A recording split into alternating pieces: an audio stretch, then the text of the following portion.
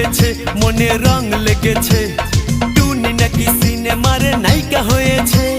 রং লেগেছে টুনির রং লেগেছে টুনি নাকি সিনেমার নায়িকা হয়েছে সেই ছবিতে নায়ক নাকি থাকবে সাকিব খান